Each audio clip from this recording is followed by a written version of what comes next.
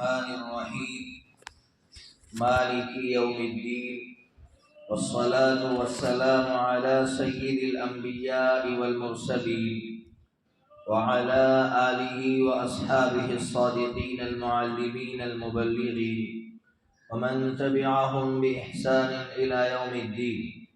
أما بعد، فأعوذ بالله من الشيطان الرجيم. بسم الله الرحمن الرحيم. إنا أنزلناه في ليلة القدر وما أدراك ما ليلة القدر. ليلة القدر خير من 1000 شهر. تنزل الملائكة والروح فيها بإذن ربهم من كل أمر. سلام هي حتى مطلع الفجر. صدق الله العظيم.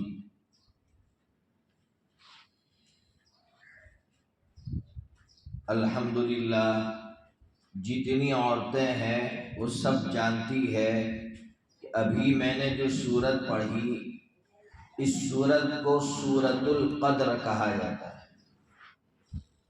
اس سورت کے اندر اللہ تعالیٰ نے شب قدر جس کو ہم کہتے ہیں لیلۃ القدر، اس کی 3 بڑی فضیلتیں بیان فرمائی ہیں کہ اللہ تعالیٰ نے اس رات کو کتنا بڑا مقام عطا فرمایا ہے۔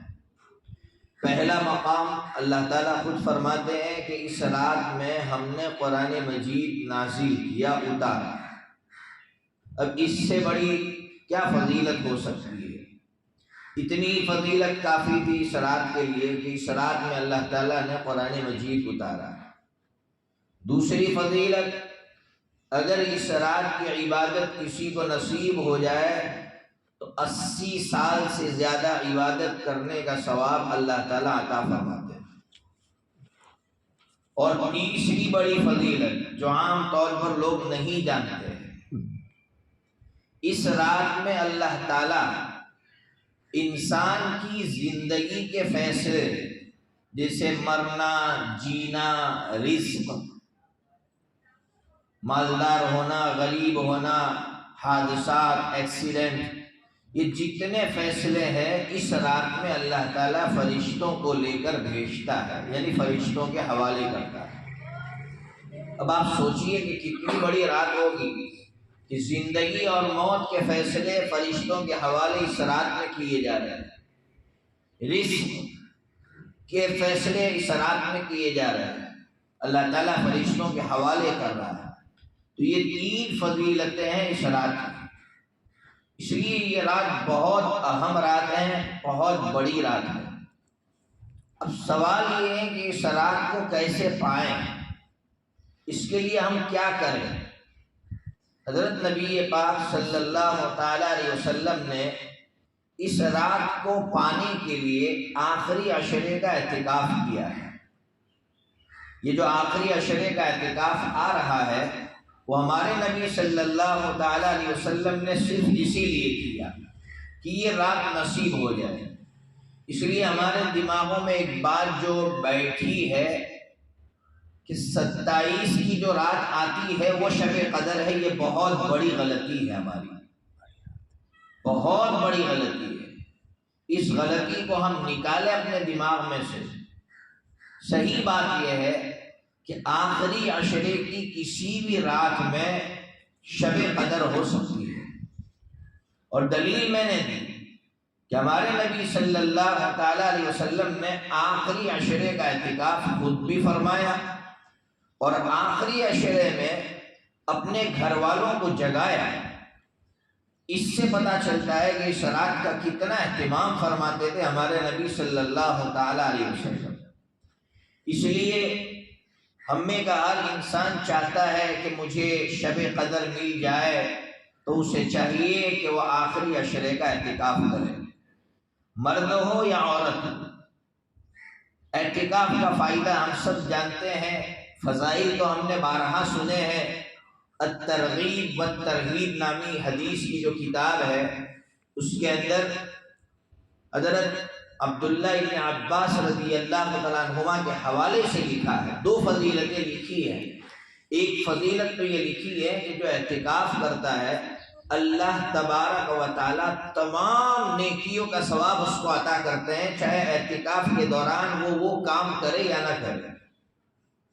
اب اس سے بڑی کیا چیز ہو سکتی ہے کہ میں نے وہ کام نہیں کیا پھر بھی مجھے ثواب مل رہا ہے؟ بھائی جنازے میں شریک ہونا، میں نہیں شریک ہوا پھر بھی مجھے ثواب ملے گا۔ کسی مریض کی عیادت کرنا، میں نے نہیں کی پھر بھی مجھے ثواب ملے گا۔ تو اعتکاف کرنے والے کو اتنا بڑا مقام ملتا ہے۔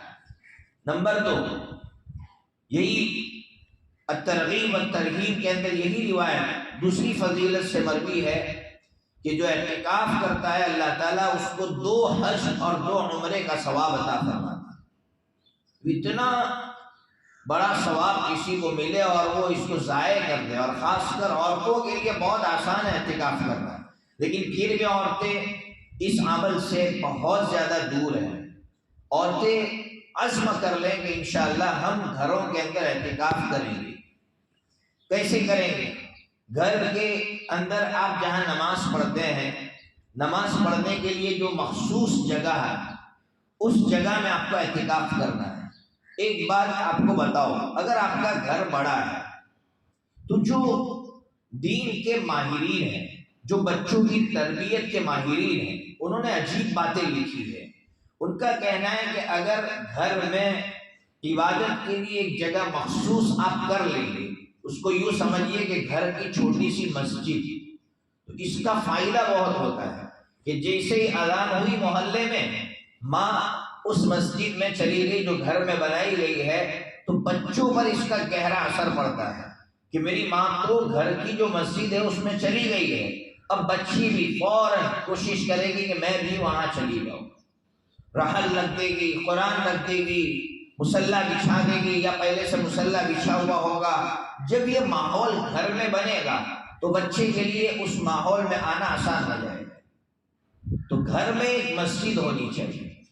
اگر گھر چھوٹا ہے تو میں یہ کہہ رہا ہوں کہ وہ جگہ ہے نا، جیسے ہی اذان ہو وہاں لا کر مصلی بچھا دو، رحل رکھ دو، قرآن رکھ دو، تو فائدہ یہی ہوگا کہ بچوں کو ماحول ملے گا، بچے خود بخود وہاں جائیں گے، بچوں کے لیے آسانی ہوگی۔ بہرحال یہ درمیان میں ایک بات کہی میں نے بچوں کی تربیت کے تعلق سے، اور الحمدللہ میں نے جہاں جہاں یہ بات کہی اور جن لوگوں نے اس پر عمل کیا ہے، کچھ لوگوں نے باقاعدہ بڑا مکان تھا تو ایک حصہ جو ہے مسجد بنا دی، مسجد کے لیے مخصوص کر دیا۔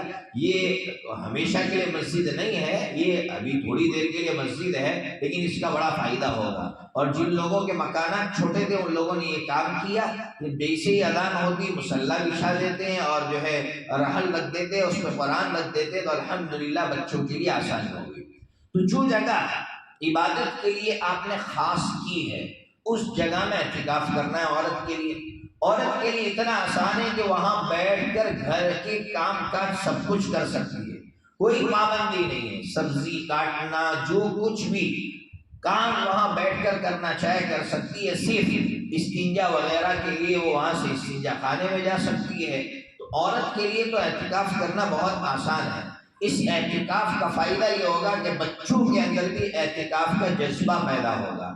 آج مسجدوں کے اندر سے ایسے حالات سامنے آ رہے ہیں کہ اعتکاف کرنے والے نہیں ہیں، پیسے دے کر مسجدوں کے اندر اعتکاف کرنے والے بٹھائے جا رہے ہیں۔ ایسی حالت اب مسجدوں میں ہو رہی ہے۔ تو یہ حالت اس لیے ہو رہی ہے کہ گھروں کے اندر سے بھی اعتکاف کا جو ماحول تھا وہ ختم ہوتا جا رہا ہے۔ ہم نے بچپن میں دیکھا اور ابھی بھی الحمدللہ ہماری یہاں عورتیں اس کا اہتمام کرتی ہے، تو اس کا اثر مردوں پر پڑتا ہے، اس کا اثر بچوں پر پڑتا ہے، اور پھر بچوں کے اندر یہ جذبہ پیدا ہوتا ہے کہ ہم بھی اعتکاف کریں گے۔ اللہ نے اگر فارغ رکھا ہے تو اعتکاف کرے، اس کے بہت سارے فوائد ہیں۔ تو بہرحال میں یہ کہہ رہا تھا کہ سب سے اچھا کام تو یہ کہ اعتکاف کر لیں، تو یہ رات مل جائے گی۔ کوئی بھی ایک رات ہوگی الحمدللہ 80 سال عبادت کا ثواب مل جائے گا۔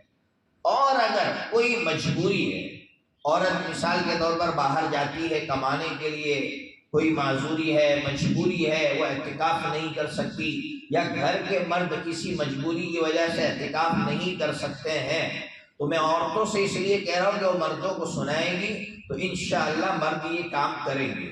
اگر اعتکاف نہیں کر سکتے چاہے مرد ہو یا عورت، تو کل 6 کام کر لے، انشاءاللہ کوئی بھی رات لیلۃ القدر ہوگی نصیب ہو جائے گی۔ بہت آسان ہے۔ سب سے پہلا کام مغرب کی نماز اپنے شوہروں سے کہو، اپنے بچوں سے کہو کہ پورے رمضان میں کوشش کرنا چاہیے تھا، لیکن اگر کچھ غفلت رہی یا کوئی کمزوری رہی تو آخری عشرے میں تو اس کا خوب اہتمام کرنا ہے کہ مغرب کی نماز جماعت کے ساتھ ادا کرنا ہے۔ مسجد میں جا کر ایک بھی تکبیر نہیں چھوٹنی چاہیے، پہلی تکبیر کے ساتھ مغرب کی نماز جماعت کے ساتھ مسجد میں جا کر ادا کریں۔ اور عورتیں جیسے ہی اذان ہو جائے، اذان کے بعد فوراً مصلی بچھا کر نماز پڑھنا شروع کر دیں۔ یہ پہلا کام، کتنا آسان ہے، کوئی مشکل نہیں ہے۔ دوسرا کام، عشاء کی اذان ہو جائے، عورتیں فوراً نماز پڑھنا شروع کر دیں اور اپنے شوہروں سے، اپنے بچوں سے کہیں کہ جاؤ مسجد میں، اور مسجد میں تمہاری ایک بھی تکبیر نہیں چھوٹنی چاہیے، جماعت کے ساتھ نماز ادا کرو۔ تیسرا کام، عورتیں بھی عشاء کے بعد فوراً تراویح میں لگ جائے، اپنے شوہروں کو اور اپنے بچوں کو پابند بنائے کہ وہ بھی تراویح پڑھنے کے لیے جائے۔ الحمدللہ ہمارے یہاں ہو رہا ہے، کوئی مشکل نہیں ہے۔ چوتھا کام، سحری کے لیے ہر کوئی اٹھتا ہے، تو سحری کے لیے جب اٹھیں تو اپنے بچوں سے کہیں، اپنے شوہروں سے کہیں کہ تہجد کی نماز پڑھ لیں، ہو سکے تو 8 رکعت ادا کریں۔ 8 رکعت نہیں ادا کر سکتے، 2 کر کے پڑھنا ہے 8 رکعت۔ اگر 8 رکعت نہیں پڑھ سکتے ہیں تو 4 رکعت پڑھیں، 6 رکعت پڑھیں، 2 رکعت کم از کم ادا کریں۔ اور یہ تو بہت آسان ہے، 2 رکعت ادا کرنا کوئی مشکل نہیں ہے۔ 2 رکعت ادا کرنے کے بعد بچوں کو، شوہروں کو ہم یہ کہیں کہ آج رات بھر میں اللہ نے جو نعمتیں عطا فرمائی ہے، اللہ کی ان نعمتوں کو یاد کر کر کے روئے۔ رات جا رہی ہے تو اللہ کی نعمتوں کو یاد کر کے اللہ سے معافی مانگ کے ہم اس رات کو گزاریں۔ یہ 4 کام ہو گئے۔ 5واں کام، فجر کی اذان سے پہلے خود بھی مصلی پر آ جائے اور اپنے شوہروں کو اور بچوں کو بھی مسجد کی طرف بھیج دیں کہ فجر کی نماز میں بھی تمہاری تکبیر نہیں چھوٹنی چاہیے، نیند کی وجہ سے، سو جانے کی وجہ سے تمہاری تکبیر نہیں چھوٹنی چاہیے۔ نماز اور جماعت تو بہت دور کی بات ہے، تکبیر اولیٰ بھی نہیں چھوٹنی چاہیے۔ یہ 5 کام ہو گئے۔ 6واں کام جو آپ کے لیے تو آسان ہوگا لیکن شہروں میں رہنے والوں کے لیے بہت مشکل ہے، کیا ہے؟ اگر آپ ہمت کریں تو بہت آسان ہے۔ ان راتوں میں تراویح پڑھ کے فوراً سو جانا ہے۔ عام طور پر شہروں کا یہ ماحول ہو گیا ہے کہ تراویح پڑھنے کے بعد آخری عشرے میں لوگ بازاروں کی طرف جاتے ہیں عید کی تیاری کے لیے۔ سوچئے تو صحیح کہ جو آخری عشرہ اتنا مبارک عشرہ ہے، اس میں لیلۃ القدر ہے، اللہ نے اتنی بڑی رات عطا فرمائی ہے، وہ رات بازاروں کی نظر ہو جاتی ہے، بازاروں میں گھومنے پھرنے میں ہماری یہ راتیں گزر جاتی ہے۔ اللہ کو کتنا غصہ آتا ہوگا کہ میں نے یہ رات دی تھی تاکہ یہ اس رات سے فائدہ اٹھائے، اتنا بڑا چانس یہ لوگ کھو رہے ہیں، کیسی ناقدری کر رہے ہیں، اس رات کی ناقدری، اس عشرے کی ناقدری، اس مہینے کی ناقدری، کہ بازار بھرے پڑے ہیں آخری عشرے میں، عورتیں، بچے، شوہر سب تفریح کے لیے، شاپنگ کے لیے نکلے ہوئے ہیں، اور اللہ کا غضب اتر رہا ہے، اللہ کا غصہ اتر رہا ہے۔ اللہ کے واسطے آج مسلمانوں کی پہچان بدل گئی ہے۔ لوگ کہتے ہیں رمضان کی رونق دیکھو بازاروں میں، یا اللہ، رمضان کی رونق بازاروں میں آ گئی؟ رمضان کی رونق تو گھروں میں اور مسجدوں میں ہونی چاہیے تھی عبادات کی شکل میں، تو آج رمضان کی رونق بازاروں میں ہو رہی ہے کہ دیکھو بازار بڑے بڑے وغیرہ، کتنی اچھی رونق ہے رمضان کی۔ کتنے بڑے افسوس کی بات ہے کہ مسلمان اتنے گر گئے ہیں کہ مسلمان ایسا لگتا ہے صرف کھانے پینے کے لیے پیدا ہوا، نہ اللہ کی طرف سے ملے ہوئے انعام کی کوئی قدر ہے، اللہ کی طرف سے ملے ہوئے آفر کی کوئی قدر ہے۔ اللہ آفر دے رہا ہے کہ 80 سال کی عبادت کا ثواب دوں گا، کچھ نہیں کرنا ہے، تراویح پڑھ کے سو جانا ہے، سو جاؤ، تہجد میں اٹھ کر اللہ کے سامنے مانگو۔ کون کہہ رہا ہے پوری رات جاگنا ہے؟ پوری رات نہیں جاگنا ہے، سو جاؤ تراویح پڑھ کے، اور پھر تہجد میں اٹھ کر اللہ کو مناؤ، اللہ کے سامنے رو۔ اس لیے مجھے امید ہے کہ ہماری بہنیں، ہماری مائیں، ہماری بیٹیاں اس کی طرف توجہ دے گی، اور جب عورتیں توجہ دیتی ہے تو گھر کا ایک ماحول بنتا ہے۔ شوہروں کو جب سکھاتی ہے کہ دیکھو یہ آخری عشرہ بڑی اہمیت والا عشرہ ہے، تو پھر شوہروں کے اندر اس کی اہمیت پیدا ہوتی ہے، پھر وہ لیلۃ القدر کی تلاش میں بیٹھتے ہیں۔ میں ایک بہت کڑوی بات کہہ رہا ہوں، شاید کسی کو اچھی نہ لگے۔ آج ہماری سوسائٹی میں 15 شعبان کی جو رات آتی ہے نا، اس کا اہتمام زیادہ ہے اور شب قدر کا اہتمام کم ہے۔ حالانکہ شب قدر کا تذکرہ اللہ نے قرآن مجید میں فرمایا ہے اور 15 شعبان کا تذکرہ قرآن مجید میں نہیں ہے۔ جس کا تذکرہ قرآن مجید میں تھا تو اس کی تو ظاہر سی بات ہے لوگوں کے اندر قدر زیادہ ہونی چاہیے تھی، اس کی اہمیت، اس کے لیے کوششیں زیادہ ہونی چاہیے تھی۔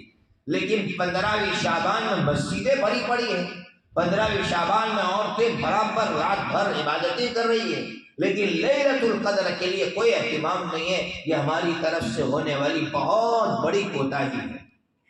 اس کوتاہی سے ہم اپنے آپ کو بچائیں، اپنے بچوں کو بچائیں۔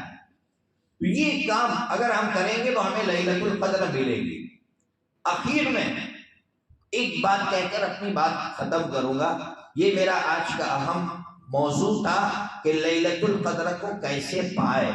میں اللہ کے واسطے بار بار کہہ رہا ہوں کہ جتنی تیاری کرنی ہے عید کی اور رمضان سے پہلے کر لینی چاہیے گی۔ اگر نہیں کر سکے تو ابھی کر لو، آخری عشرے کو اللہ کے لیے وقف کر دو، اپنے آپ کو اللہ کے لیے وقف کر دو کہ آخری عشرے میں کوئی کام نہیں، آخری عشرے میں صرف اللہ اور میں، صرف میں اور اللہ اور میرے سوا کوئی نہیں۔ یہ نبی پاک صلی اللہ تعالیٰ علیہ وسلم کی سیرت ہے، آقا کی زندگی ہے۔ آقا سے سچی محبت یہی ہے، باقی آقا کی محبت کے لیے صرف زبانوں سے کہنے سے محبت ادا نہیں ہو جاتی۔ آخری بات، قرآن مجید آپ بار بار پڑھتے ہیں۔ ایک واقعہ جو پچھلے ہفتے میں نے بھی پڑھا، کئی علماء نے پڑھا ہوگا، کہ جو مولانا مکی ہے حرم شریف کے اندر، انہوں نے واقعہ سنایا اور یہ واقعہ کتابوں میں لکھا ہوا ہے۔ آپ بیتی نامی کتاب ہے جو حضرت شیخ زکریہ رحمۃ اللہ علیہ کی زندگی پر لکھی ہوئی، خود کی لکھی ہوئی کتاب ہے۔ انہوں نے اپنی زندگی کے بارے میں لکھا ہے۔ وہ فرماتے ہیں کہ ایک مرتبہ ایک رات میں عورتوں کو جمع کر کے، جو گھر کی عورتیں تھیں، میں نے قرآن مجید سنایا، پورا قرآن مجید ایک رات میں پڑھ کر سنایا۔ میں تو بہت خوش تھا کہ آج میں نے بہت بڑا کارنامہ انجام دیا کہ میں نے ایک قرآن مجید ایک رات میں مکمل کر دیا۔ تو حضرت فرماتے ہیں کہ میری دادی نے مجھے بلایا اور بلا کر کہا، زکریا اس میں کون سے بڑے کمال کی بات ہے، یہ عمل تو میں روزانہ کرتی ہوں، تو پورے رمضان میں ایک دن میں یا ایک رات میں یہ عمل کر کے کود رہا ہے یا خوش ہو رہا ہے، تو یہ کوئی بڑے کمال کی بات نہیں ہے زکریا، یہ عمل تو میں روزانہ کرتی ہوں۔ آپ سوچئے کہ کیسی عورتیں ہوں گی کہ آج اگر ہم اپنے بچوں سے کہیں تو ہمارے بچے ماننے کے لیے تیار نہیں ہوں گے کہ ایسا بھی ہو سکتا ہے کہ 30 قرآن صرف رات میں مکمل کرتی ہو، وہ بھی ایک عورت، بوڑھی عورت۔ ایسا دماغ میں نہیں آ سکتا، لیکن ہے، حقیقت ہے، ماننا پڑے گا، لکھی ہوئی حقیقت ہے، کسی سنی ہوئی چیز کی میں بات نہیں کر رہا ہوں، میں کتاب میں لکھی ہوئی بات آپ تک نقل کر رہا ہوں۔ یہ تھی عورتیں اس زمانے کی۔ تو عورتیں ہوتی ہے۔ تو قرآن مجید کے تعلق سے میں سنا رہا تھا اور آپ نے یہ سنا بھی ہوگا۔ یہ میں اس لیے سنا رہا ہوں کہ آخری راتیں آ رہی ہے تو ہم دعائیں مانگے اور اللہ سے مایوس نہ ہو۔ دعاؤں میں کتنی طاقت ہوتی ہے۔ حضرت زکریا علیہ السلام کے بارے میں آپ نے بارہا سنا ہوگا کہ حضرت زکریا علیہ السلام یہ حضرت مریم رحمت اللہ علیہا کے خالو تھے، یعنی حضرت زکریا علیہ السلام کی جو بیوی تھی وہ حضرت مریم کی خالہ تھی۔ حضرت مریم کی والدہ نے حضرت مریم کو چرچ میں چھوڑ دیا تھا۔ اس وقت بھی یہی جو ہے مذہب، صحیح مذہب تھا، چرچ میں چھوڑ دیا تھا کہ یہ بڑے ہو کر جو ہے چرچ کی خدمت کرے گی، بچی تھی۔ اب اس کی پرورش کون کرے؟ تو اللہ تبارک و تعالیٰ نے جو چٹھی ڈالی گئی، چٹھی میں حضرت زکریا علیہ السلام کا نام آیا۔ حضرت زکریا علیہ السلام بڑی عمر کے ہو گئے تھے، اولاد نہیں ہو رہی تھی۔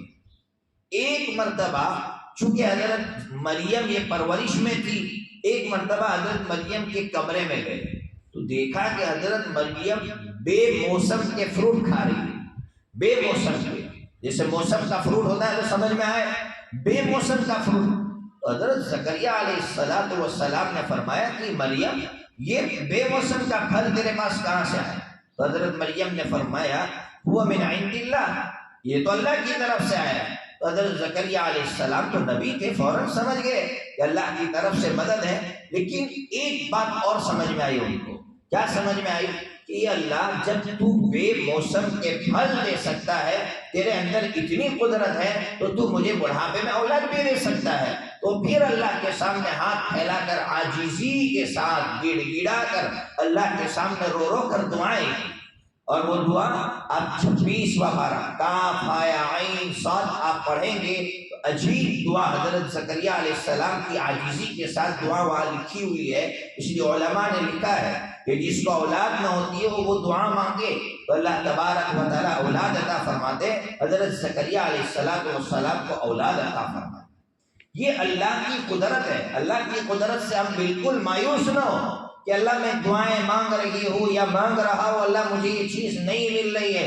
मुसलसल मांगे, मुसलसल मांगे, वही दुआ मुसलसल मांगते रहे, अल्लाह तबारक व तआला यकीनन हमारी दुआओं को कबूल फरमाएंगे। और अपनी औलाद के लिए ज़्यादा मांगे। हज़रत इब्राहीम अलैहिस्सलाम वक्त के नबी है, वक्त के नबी है, लेकिन दुआ क्या मांग रहे? रब्बी जअलनी मुकीमस्सलाति व मिन ज़ुर्रिय्यती, अल्लाह मुझे भी नमाज कायम करने वाला बना और मेरी औलाद को भी नमाज कायम करने वाला बना। वक्त का नबी अपनी औलाद के लिए ज्यादा मांग रहा है। इस वक्त हर माँ के लिए जरूरी है, हर बाप के लिए जरूरी है कि अपनी हर दुआ में अपनी औलाद को याद करे, अपनी औलाद के ईमान के लिए फिक्र करे कि अल्लाह मेरे बच्चे की ईमान की तो हिफाजत फरमा और हिफाजत के जितने सामान है वो सामान अता फरमा, और तू मुझे इसके लिए तैयार फरमा। मुझे कुछ नहीं आता, मैं कैसे अपने बच्चों की तरबियत करूंगी? मैं खुद कोरी हूँ, मैं खुद कोरा हूँ, मेरे पास कुछ नहीं है। लेकिन अल्लाह तू अगर ताकत दे दे, तू अगर असबाब दे दे, तू अगर जो है इस तरह की चीज़ें मुझे दे दे तो मैं अपने बच्चे की ईमान की हिफाजत कर सकती हूँ या कर सकता हूँ। रातों में उठ उठ कर अपनी औलाद के लिए मांगे। एक वाक़या 2-3 मिनट में मैं बयान करके अपनी बात ख़त्म करूँगा। ये वाक़या मैं हर जगह सुनाता हूँ। इमाम अहमद बिन हम्बल रहमतुल्लाहि अलैह बहुत बड़े अल्लाह के वली गुजरे। एक मर्तबा अपने शहर से बाहर दीन के किसी काम के लिए निकले। उस ज़माने में ऐसा नहीं होता था कि पहचान हो और लोग इस्तकबाल के लिए आए। इमाम अहमद बिन हम्बल दूसरे शहर में गए, रात कहाँ गुजारे तो हज़रत ने सोचा चलो मस्जिद में गुजार लेते। मस्जिद में हज़रत गए, लेट गए। अभी लेटे थे, उस जमाने का बादशाह, उसका एक चौकीदार वो चक्कर लगा रहा था। उसकी नजर पड़ी कि एक मुसाफिर शख्स है और जो है मैले कुचेले कपड़े हैं, वो सोया हुआ है। आया, उसने कहा भाई उठो, यहाँ मस्जिद में सो नहीं सकते, बादशाह की तरफ से इजाज़त नहीं है। इमाम अहमद बिन हम्बल ने कहा भाई मुसाफिर हूँ, सोने दो, मैं कहाँ जाऊँगा? कहा मैं नहीं जानता हूँ, बादशाह की तरफ से ऑर्डर है, तुम यहाँ नहीं सो सकते, उठो। हज़रत इमाम अहमद बिन हम्बल उठे, मस्जिद का जो सहन था वहाँ जाकर सो गए कि चलो मस्जिद में इजाज़त नहीं है तो सहन में इजाज़त होगी। हज़रत जब सहन में जाकर सोए तो ये आया और उसने इमाम अहमद बिन हम्बल रहमतुल्लाह अलैह को, वो जानता नहीं था, पैर पकड़ा और घसीट कर बाहर जो रास्ता था वहाँ फेंक दिया। अब उसको तरस नहीं आ रहा है कि यार कोई मुसाफिर है, कोई अल्लाह का बंदा है, बस ऑर्डर है, उसने रास्ते पर फेंक दिया। सामने रास्ते के उस तरफ उस जमाने में रात में रोटियां बनती थी, तंदूर होते थे, रात में रोटियां बनती थी और सुबह में लोग वहां से रोटियां खरीद खरीद कर ले जाते थे। घरों में तंदूर नहीं होते थे तो दुकानों से खरीद कर ले जाते थे। तो तंदूर वाला रोटियां बना रहा था, उसकी नजर पड़ी यार कोई मुसाफिर है बेचारे को रास्ते पर इस तरह उसने घसीट कर डाला है, वो गया। उसने जाकर आजिज़ी की कि आप, वो भी पहचानता नहीं है कि ये कौन है, बस अल्लाह का कोई बंदा है, मुसाफिर है। कहा भाई आप हमारे जो तंदूर की जो जगह है उसको नानबाई कहा जाता था, हमारी जो रोटी बनाने की जो दुकान है उसमें आकर आप सो जाइए, बस छोटी सी जगह है, अगर आप सो सकते हैं तो सो जाइए। इमाम अहमद बिन हम्बल उठे और उसकी दुकान पर जाकर लेटने लगे। अभी लेटे हैं तो देखा कि यार ये तो जो रोटियां बना रहा है ये तो अल्लाह का जिक्र कर रहा है, यानी कोई मामूली बंदा नहीं है, ये तो बड़ा नेक बंदा है। तो कहा चलो आज पूरी रात इससे बातें करेंगे, आज सोना नहीं है। इमाम अहमद बिन हम्बल रहमतुल्लाहि अलैह ने उससे बातें करना शुरू किया। अब ये जो रोटी बनाने वाला है वो इमाम अहमद बिन हम्बल से कह रहा है कि मैं बहुत खुशकिस्मत समझता हूँ अपने आप को।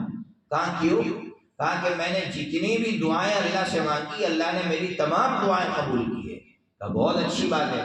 کہا لیکن اب تک میری ایک دعا قبول نہیں ہوئی ہے، لیکن مجھے اللہ کی ذات سے امید ہے کہ اللہ میری وہ دعا بھی قبول فرمائیں گے۔ کہا کون سی؟ کہا میں نے اللہ سے یہ دعا کی ہے کہ اللہ میرے مرنے سے پہلے اس زمانے کے جو سب سے بڑے عالم ہے امام احمد بن حنبل، اس سے میری ملاقات کروا دینا۔ اب تک میری یہ دعا قبول نہیں ہوئی ہے، لیکن اللہ میری یہ دعا قبول کر لے گا۔ امام احمد بن حنبل رحمۃ اللہ علیہ اٹھے اور اس سے گلے لگے اور فرمایا میں ہوں احمد ابن حنبل، اللہ نے تیری دعا کے نتیجے میں مجھے مسجد سے باہر پھینکا، راستے پر پھینکا، اور تیری دعا اللہ نے اس طرح قبول فرمائی۔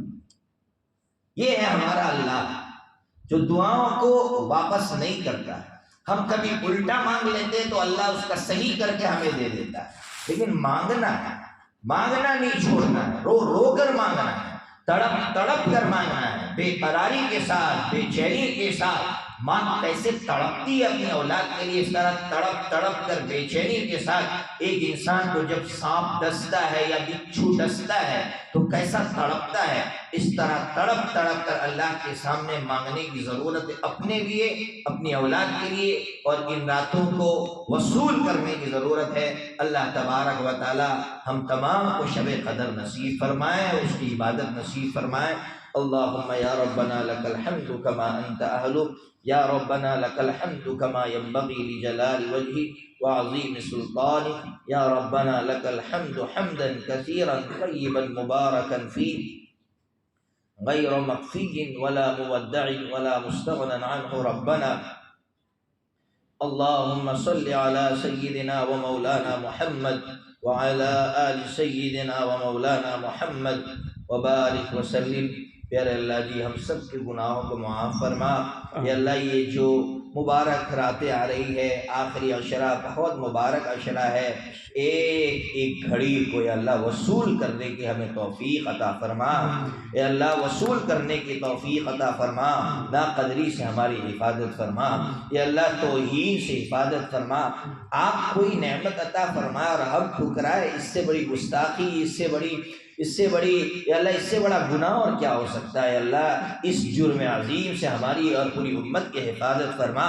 یا اللہ اب وہ منظر دکھا کہ آخری عشرے میں مسجد آباد ہو اور بازار سنے پڑے ہو، بازار سنے پڑے ہو، ایسے منظر یا اللہ ہر مسلمان کو اپنی آنکھوں سے دکھا۔ یا اللہ اب تو ایسے حالات ہو گئے کہ مسجد کے باہر کے جو بازار ہے، مسجد سے باہر جو بازار لگے ہوئے وہ آباد ہے اور مسجد ویران پڑی ہوئی ہے۔ یا اللہ دور کی بات نہیں، مسجد کے باہر کے بازار آباد پڑے اور مسجد ویران پڑی ہے۔ یا اللہ امت مسلمہ کو صحیح سمجھ عطا فرما۔ یا اللہ آج جتنی باتیں کہی گئی ایک ایک بات پر عمل کرنے کی توفیق عطا فرما۔ یا اللہ ہمارے بچوں کے ایمان کی حفاظت فرما۔ یا اللہ اپنی شان ربوبیت سے ہماری اور ہمارے بچوں کی بہترین تربیت فرما۔ یا اللہ ہماری دعاؤں کو اپنے فضل سے حضرت نبی پاک صلی اللہ تعالی علیہ وسلم کی محبت کے صدقے قبول فرما۔